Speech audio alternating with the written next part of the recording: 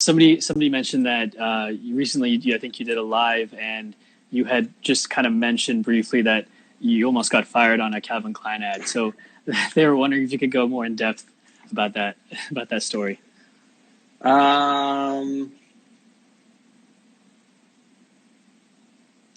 Yeah, it was just I don't know if it had anything to do with me or like kind of like my choices. It was also a very stressful situation for the producers because there's like every day we were shooting like two major celebrities and just the turnaround. And I really cherish and try to protect the sanctity of the director DP collaboration. And I think at some point the client had come over to me and started giving me directions, and I just wasn't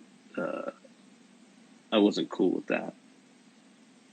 So, but I had put my foot down in the moment, which caused like a lot of like ruffled some feathers, But then as the following day on day two, like everyone's behavior was super on point and professional and like focused on doing something good. It was like more of the very first day, like all this nervous energy of like, what's Chayse gonna do? Like, we're spending so much money here. It's it's just too crazy. So it was just, and Jonas was directing, and he's a young director, and I usually really love working with young directors because they lean on me a bit more, and I like that challenge. And I feel like Jonas, I complemented each other well because he's actually really, really, really smart guy, like super, super smart. But he doesn't have the same production experience. So I'm able to kind of be like to his producers or his client, you know what I mean? Whereas he can't really do that. So I think, that goes into a lot of collaborations with directors, even with Khalil and Miles and all those guys. Like you kind of always have to, and Spike too, you have to complement each other, And in that shoot, that's how Jonas and I complemented each other. Nice. All right, let's go through some more of these.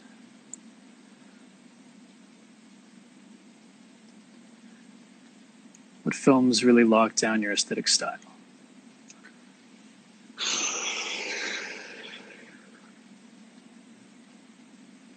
Damn, I have a closet full of movies. There's so many.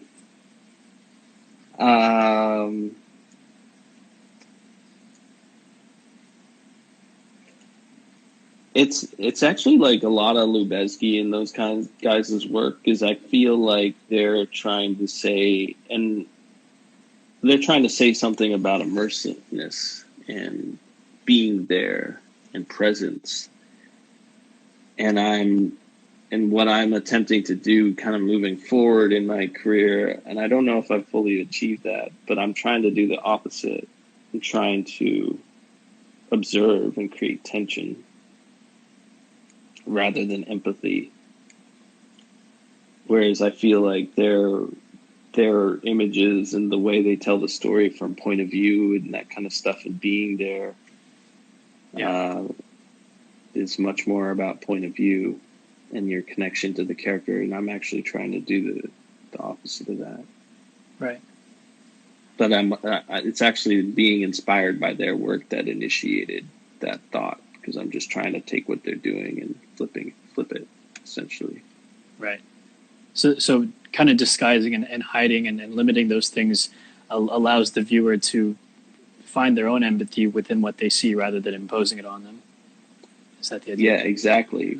Rather than using like cinematic manipulation to force an empathetic response, I'm sort of just presenting information, trying to leave impressions with composition and production design or simplicity or whatnot, but very metaphorical and can be interpreted a multitude of different ways.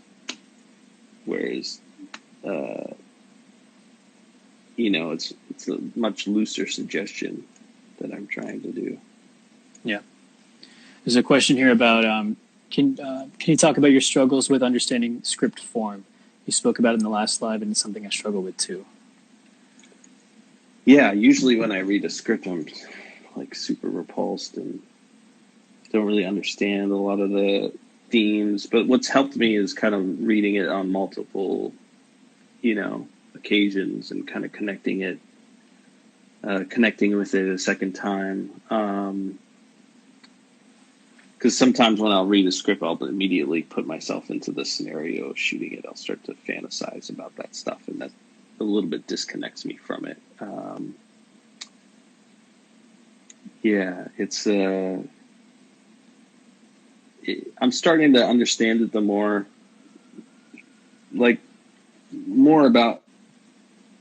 important thing to me is actually going through the script with the director, because they're going to actually kind of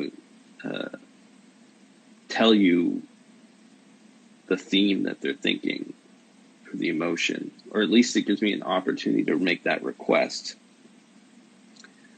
But I'm also, like I said, I'm actually cherishing the blocking more closely than the scripting, to be honest with you. Usually I'll decide if I can do the project, if I'm the right choice for the project based off of the filmmaker more so than the script, to be honest with you, in the discussion. Like usually on the script form, I'll see the bones of something interesting, but I actually watch movies not for the story. I watch it for how the story is told and the point of view of the filmmaker. Like that's where I get interested in it. Like one of my favorite films is this thing. It's a short film. I think it's like 40 minutes. It's called The White Dove.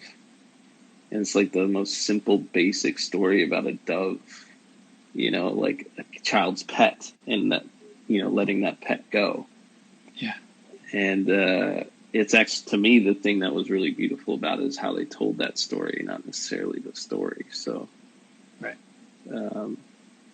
I'm more connected to that. But I think that's just essentially because my role as well as a cinematographer is to respond to a lot of stuff like that, or at least that's my strength as a cinematographer.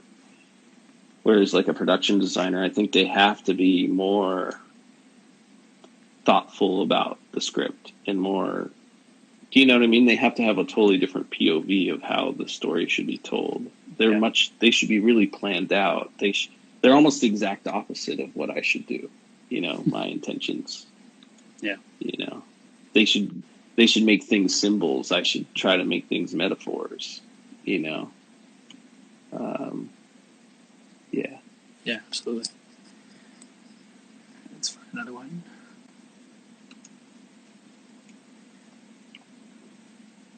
What's an example of you hiding something from the audience in order to create tension?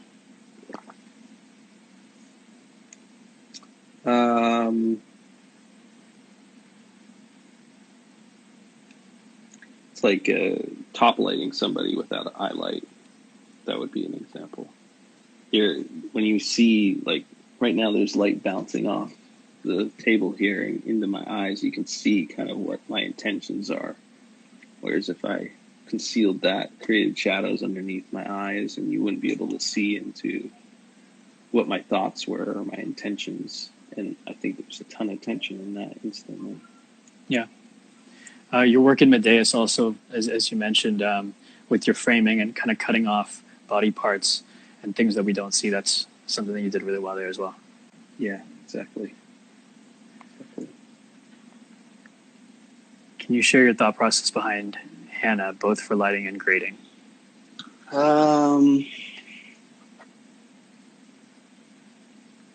Yeah, that Hannah was a fantastic shoot. It was a lot different than Medeus because working with Charlotte was a totally different game. Like Andrea was very protective of her.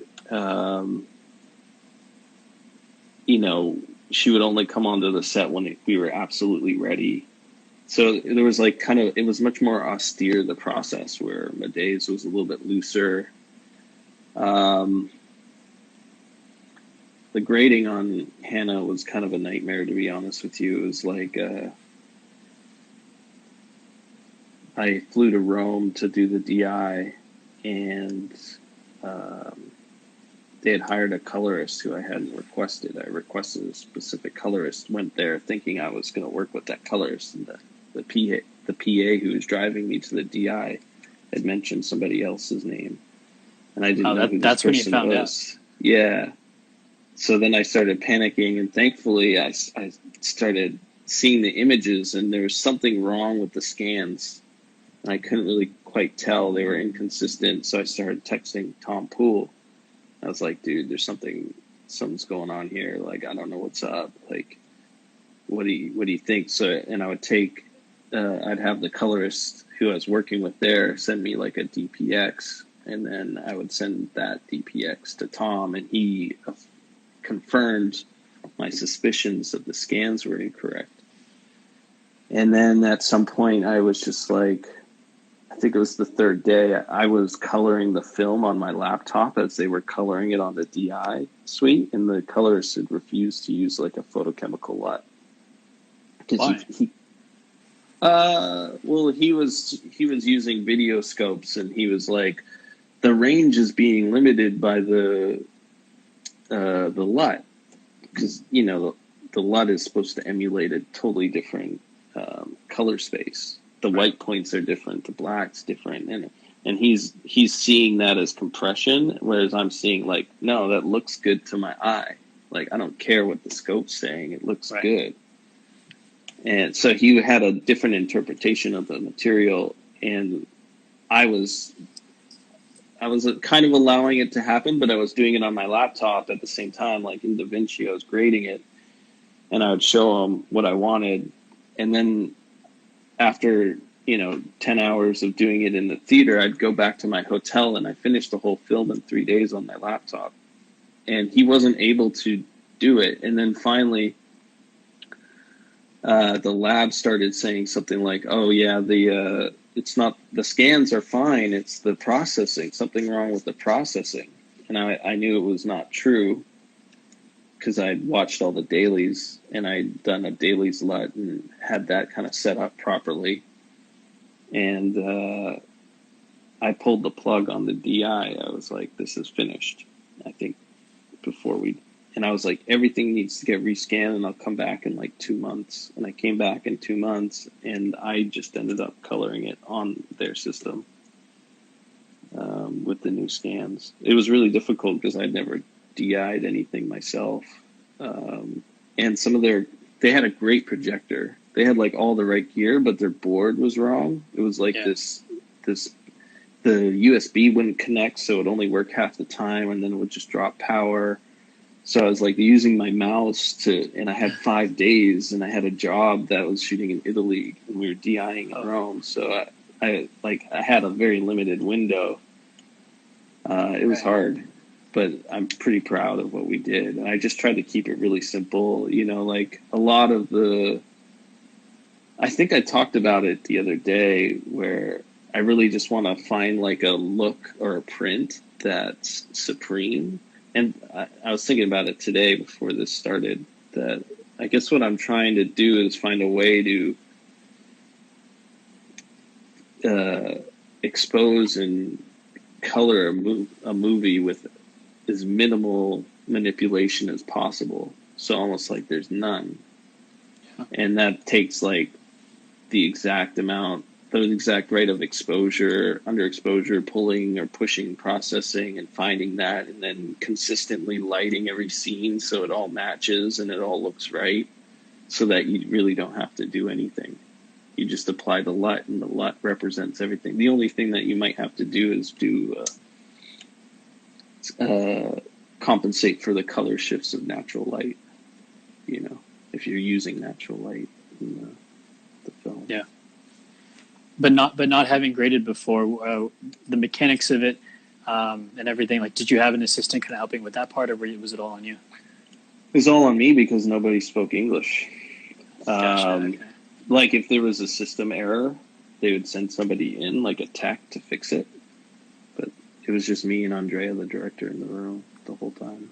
Nice. But I had learned DaVinci when I broke my ankle before my days, because I couldn't work as a cinematographer, so I decided I was going to color. So I started coloring the things I had shot as practice, and then I would take on other jobs that were favors or whatever, nothing like professional. But Right. I learned the software. Got it. And then Tom taught me a lot too from working with him and sitting next to him. I'm like, hey, what button are you doing there? Right. Yeah. And he has a very similar philosophy to me, I think, like very simple, minimal manipulation, trust in, let the LUT do its thing. He can't always stay true to that because he's not photographing the stuff he shoots. So it's, he'll know when a DP really exposes it correctly because they'll come out the way it should. Yeah. But I think that's why we also work together really well, is because he gets it, Yeah. Find another one here.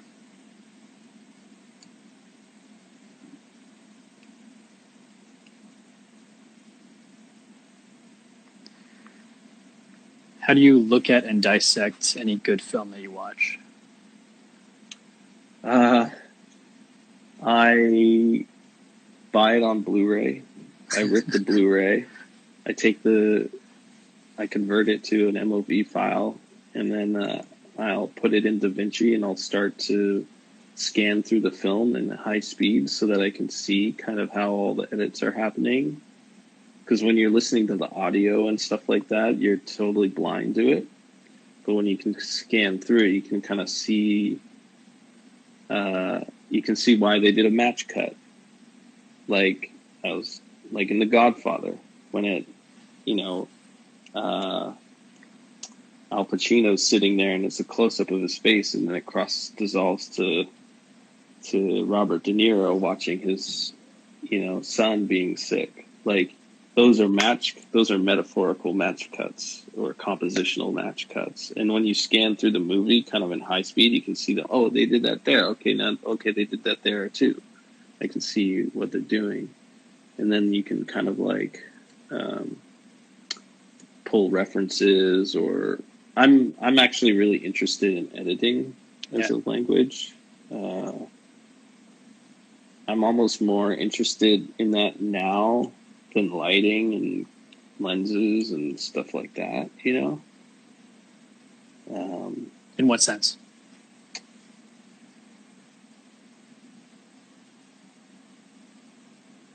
I just derive deeper meaning from what the choices are editorially and how something feels, like the rhythm of something, like the musical part of it and the sensory part of it. Like sound design and editing are pretty much the same thing in my mind. And I love watching films that have pay attention to the sound design. Not every editor is that great, but the ones who are really great with sound design, you can tell, like Walter Murch, and what he did in Apocalypse Now and those films. Does that answer the question? Yeah, I think so.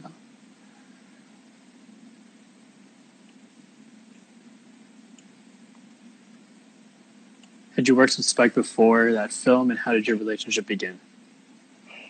I'll start with the second part of that question. Yeah. So I was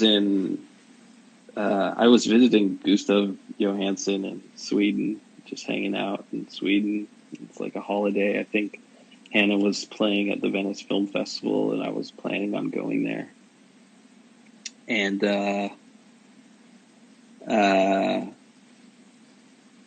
I got a call from my agent saying Spike wanted to meet me for his film, and I needed to be in New York the next day. So I just hopped on a plane and I went to New York, and Spike and I met at a Yankees game. He took me to the Yankees game with him. Wow. Yeah, it was awesome. Nice. And we just we talked about the film and the car ride over, and he just kind of he imposed on me certain things that he was like, I shoot 2 cameras. If you got a problem with that, we got a problem. And I was like, I got a problem with that, but I'll be cool, And we just kind of got on, to be honest with you. And then right before we started day one of pre-production on the movie, he wanted to shoot this thing in Chicago. I'm blanking on the name. It's my own work. I should know everything I've shot. Anyway, we went out there and we shot it, and it was like a 10 camera shoot of a stage play. Wow. And it was like the most stressful situation. And I knew he was just trying to test me, really. Yeah, I did my best, and I think he liked it. So, yeah. Okay. I brought in my apprentice Jomo and my wife Jack, and they brought like my Atten camera, and we shot all these like 35 portraits in the lobby of, you know, the people from the hood that were coming in to watch the play, and then Jack went out in the hood with the south side of Chicago with one of Spike's guys and a Bolex, and she shot a lot of the B-roll that's at the end of the film. Yeah, it was cool. It was a nice way to kind of start off the collaboration, because, you know,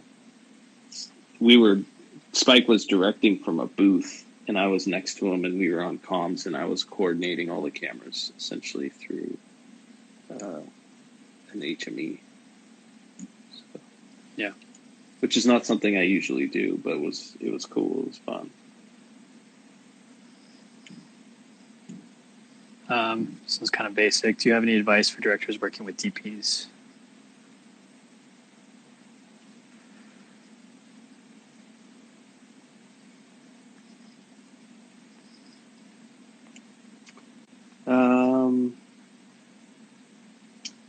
Oh, that's a hard question to answer, because it's like, I think it's a lot to do with how the two people connect on like a personal level, like camaraderie. And, you know, I feel like that's the most important thing. A lot of the directors who I work with, I built bonds with just kind of going out and having a meeting with, and the meetings are super unprofessional. It's like at a bar, or, you know, chilling at wherever, a coffee shop, and just hanging, or go on a walk together. Yeah. And then you can kind of like feel each other out, like going to a Yankees game with Spike. Like, it's not like showing up to a job interview with like your resume at a table and stuff. It's like the opposite. And I think that's kind of really precious, you know. I like that stuff. So if you can, you know, my advice would be try to like form a bond, and hopefully you guys, you know, in your connecting, you realize there is an aesthetic view that's very similar, and that you can explore something together. Yeah. There's a good question here about your relationship with Jomo. You mentioned he was your apprentice.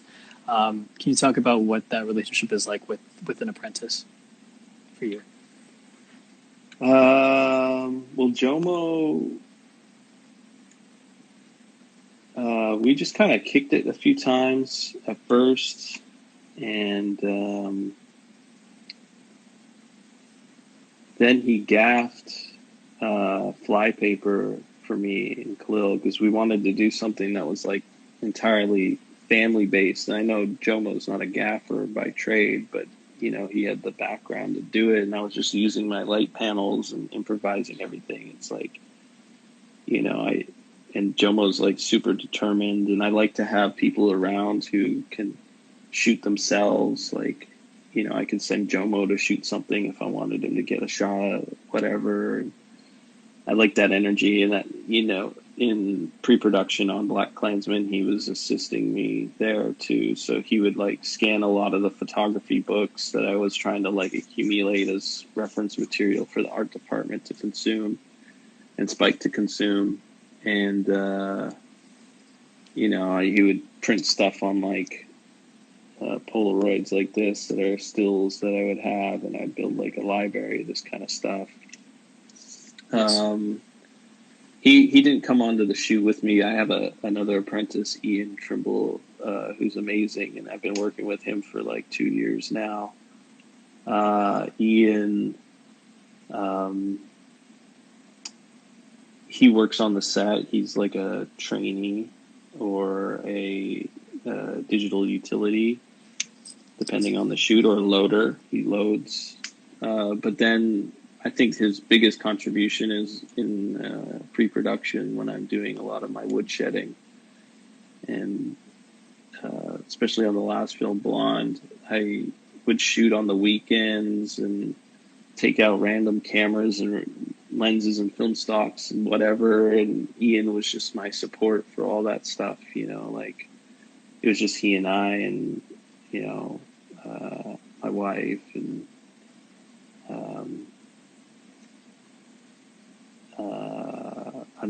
a talent or something like that.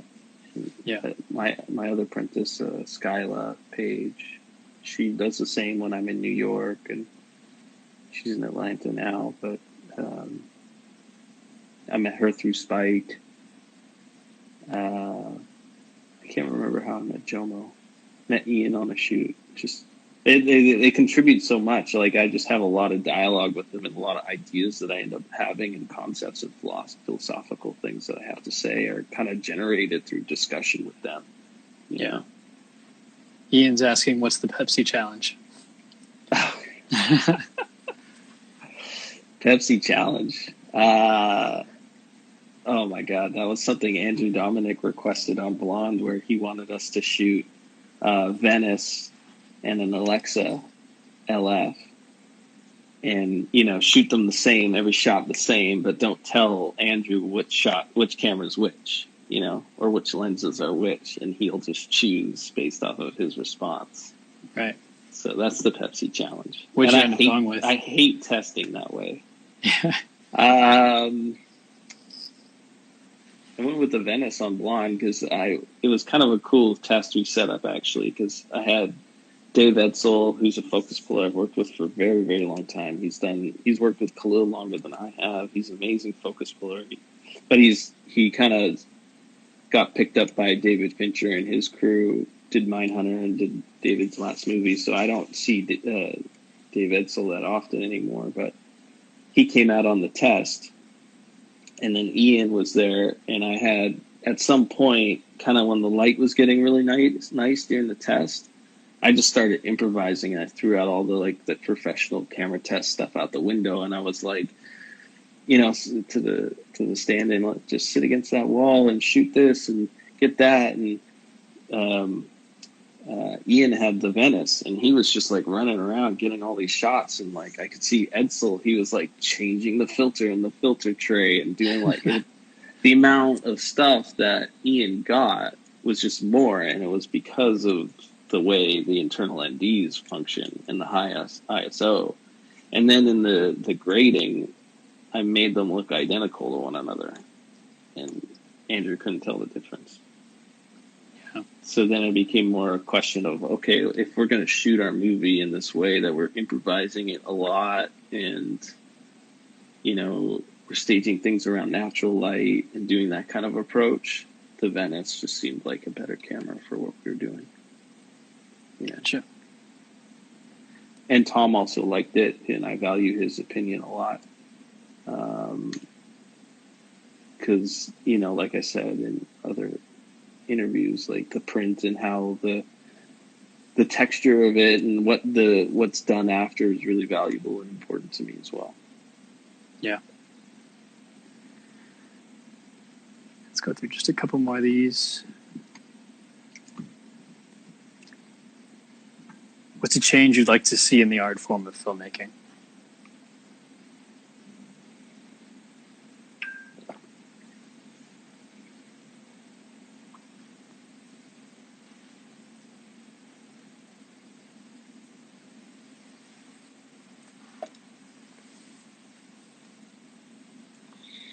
Oh, that's a good question.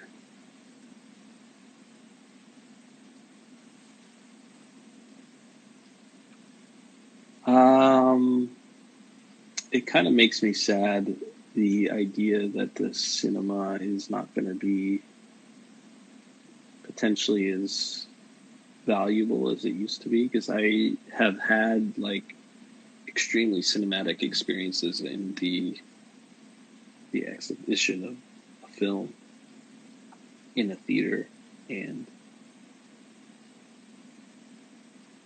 I wish there was like kind of a greater push to kind of revitalize that, but it seems right now it's going to take a really big hit. There's just something sensory about the big theater and the sound and the image and the size of it and scale. It gives you this feeling of sublimity, I think is the word. You just feel, on a really great film, you feel like you're so small, and it's asked something of you that's like such a powerful and a huge question, and it kind of alters everything you thought you knew, And I've had that feeling, but I think it's somewhat unique to the theater for me, and I wish that was kind of like not fading the way it was, and that could change the course, I guess. Yeah. Is there anything else that you see as maybe, maybe a more attainable change? Because I think everyone would agree with you, but I don't know if that one's attainable. I wish I wish more kind of avant-garde work was being financed to a high level. Like I wish they were spending like, $40 or $80 million on art films, to be honest with you. Because I feel like, I look at a lot of the films that I love are European and Asian, and they do great stuff, but they do it on a micro scale cinematically, and it affects me really well. But I wish there was more opportunities to do that same kind of thing, but on like a massive scale. Yeah. Whereas what's happening at the massive scale is total garbage, in my opinion. Yeah. So, I mean, I do like some of the stuff that's out there that's on a massive scale. Some of it has integrity, but I wish there was more, and there was even more integrity behind it. Right. Like just big risks being taken on a financial level with filmmakers who are awesome. Yeah. And great. I mean, it definitely seems like A24 is one of those companies that's. Yeah, but they're still doing like tiny $8 million movies. I'm talking like way bigger budget. Yeah. But that same thing, those filmmakers, those ideas, but big budget. Kind of like what Coppola was doing. Right. Gotcha. All right.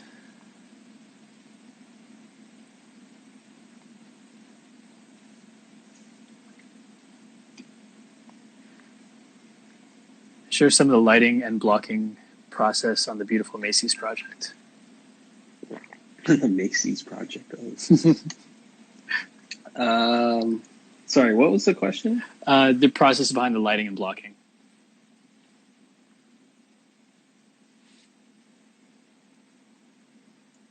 Oh yeah,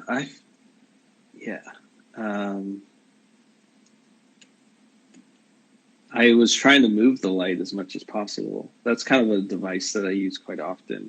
It's like moving light. It really often defies my expectations when I see it, and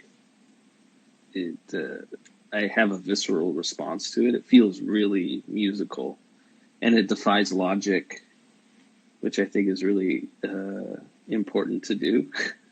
Yeah. And that's kind of what I was playing with a lot in the lighting there. I put an 18K on a dolly, and I put like a 12 by 12 light tile on a dolly, and I had them kind of going against each other and around the spaceship, and they would just kind of open up different opportunities and moments and emotional cues, and that was a really fun shoot to light, actually, because even all the practicals inside I had total control over, and we just improvised a lot of it. We just, like, I would just play around with an iPad being like, while we're rolling, and I'm on the like controlling the crane and doing the shot, and I'm also like doing the lighting, and just trying to like create a moment, but it's never going to happen if you put it on a cue. It's got to kind of happen randomly. So yeah, that was one there. Gotcha.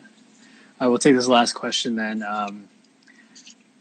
Do you have any thoughts on how the current situation may affect filmmaking as far as maybe more risks being taken?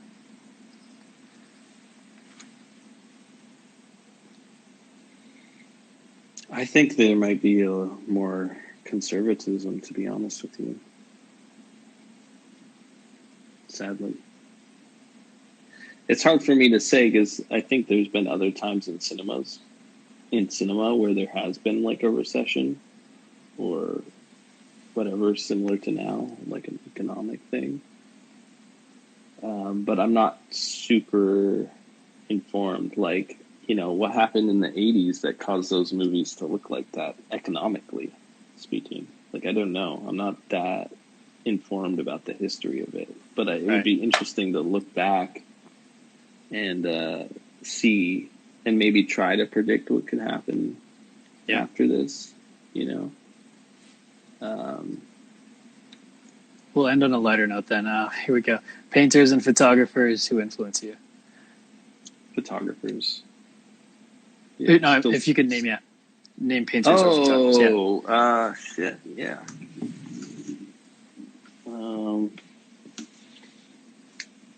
This guy's good.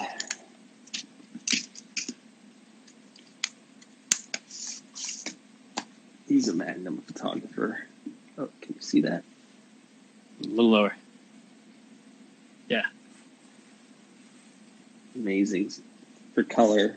I love his stuff. Who else? William Eggleston. Kerry James Marshall is an inspiration.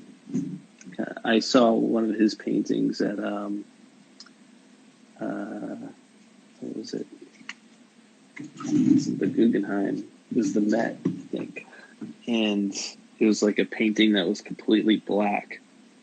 And I walked in the room and I kind of rolled my eyes like, come on. And I walked up to it, and the closer and the longer I looked at it, man, an image started to render. You could see that he had painted something and then painted black over it, and you could see the original painting underneath it. And I was just overwhelmed with emotion. I was like, wow, that's like the most beautiful thing I've ever seen. Yeah. But it was that, those guys are huge inspirations. I'm curious, one last thing. I know the Kendrick short film that you did with Khalil, that went to the MoCA. What's the experience and the process like when you're creating something for a gallery space? Well, the only thing that I don't think we actually have like that's a good question, actually. I don't know. With the Kendrick thing, we never intended it to be a gallery thing. We were hired to do concert visuals for Kendrick Lamar, and he was doing a tour with Kanye West, and it was kind of a last minute thing. So they reached out to Khalil because they had wanted Khalil to do something for Kendrick for a while, but it never kind of synced. Yeah. So they just kind of gave us carte blanche to do whatever we wanted in Compton, and Khalil and I would just drive down there every morning at like 6 a.m. He'd come pick me up in Venice Beach, and then we'd go down there. And we would liaison with like a bunch of Campanella Park Pyru guys, and we'd go see them work out, and we'd go kick it with them in the thing. And I wouldn't interact with them. I was just like running around with a still camera, photographing, taking stills of what they were doing. And then we met up. We had another liaison named Bone, who he's the guy. Bone is the guy who got Suge Knight locked up. 'Cause Oh, Suge really? Knight, yeah, Suge Knight tried to murder him Yeah, yeah. on Wow. the set of NWA, but that Bone was with us on our shoot. He's kind of like a film industry liaison to the gangs because he's a former Blood member, was still a Blood. So we were kind of like connecting with the community and had these like really deep roots inside, and we're kind of building out the project from within. And I was just really trying to, at the moment I was thinking I was making a movie, but one of the big rules in cinematography is like image continuity, and that's how you tell a story. Is like it's kind of the Gordon Willis style. Like you pick a focal length, and that's your window, and the screen is a window for the spectator to kind of enter the film, and Yeah. you have a particular direction to the light, and you become really austere and disciplined about it. And I love that stuff. It's kind of like this little bit more of my work on Hannah and the Days and stuff like that. But for Khalil, I wanted to do the exact opposite, where I was breaking that rule entirely. I was going to change aspect ratio, shoot things anamorphically and then spherically, and I was going to decide on those things as a response to what I saw or what I was walking into. And one of my favorite moments in that piece is we went into this area called, there's a neighborhood for Southside Compton Crips, and that's like a super hardcore gang neighborhood where almost every house in this one area had like a hardcore gang member in it. And we were shooting this guy named Yak, and he danced for us a little bit in the piece, and then he took us to meet his homies. And when we got there, the sun was going down, and Yak was like half deep on like a bottle of vodka, and all his homies were kind of drunk too. And we were shooting, and it was in a cul-de-sac neighborhood too, so there was kind of only one way in and out. And the first thing I requested was my Steadicam go with the super post on his Steadicam, so the Steadicam's really high. And it was an arbitrary decision. I just wanted to do it because I know that it annoys every Steadicam operator to do that. And I was like, well, that's indicating to me that it'll be fresh, because it's like nobody wants to use this tool. Yeah. I don't know why. I just thought of it.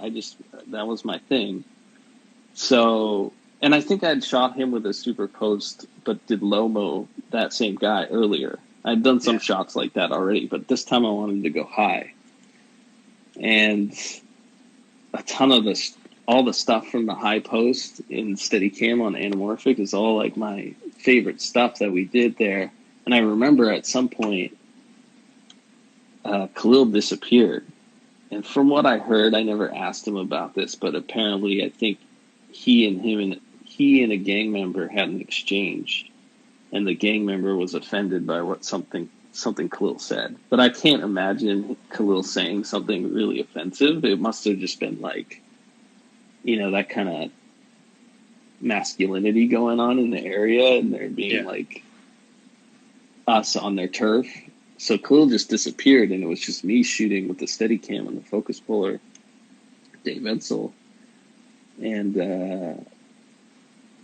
I remember the last shot, and the producer came over to me and he was like, "We should get out of here. We should leave right now," because the guys were getting really drunk. And I remember we did the Steadicam shot where we started behind and we just like turned around the guy and then started Steadicamming back. And we went back down the street all the way down into the intersection, and a van pulled up and we all hopped in the van and sped out of there. Wow. Yeah. But I think to answer the question, because I didn't really answer it, on the art projects, I try to I understand the rules of the game through studying cinematography, and on those projects I really want to break those rules and defy them. And it gives me freedom to do that, because I don't know, I still feel that freedom on a film, but there's no script, there's no structure, there's no the meanings that Khalil is gonna create are not something he's imposing on it. It's dictated by the footage that we capture, and then in editing, he uses match cutting and certain editorial techniques to give the emotion and the meaning. Right. So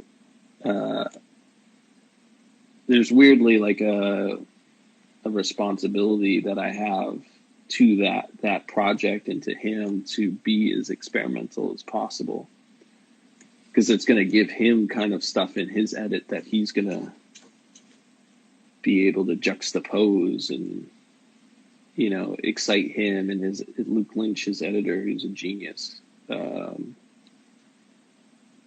know, Cole's a genius too. Those guys are amazing. Yeah. Cool, man. I think that's the end of this. Thanks everybody who tuned in, and Chayse, this has been amazing and so inspirational for me. I learned a lot from you, and I just want to thank you again for taking this time. No problem. I appreciate it. It was fun. Take care, man. All right. Bye, guys. Bye. Somebody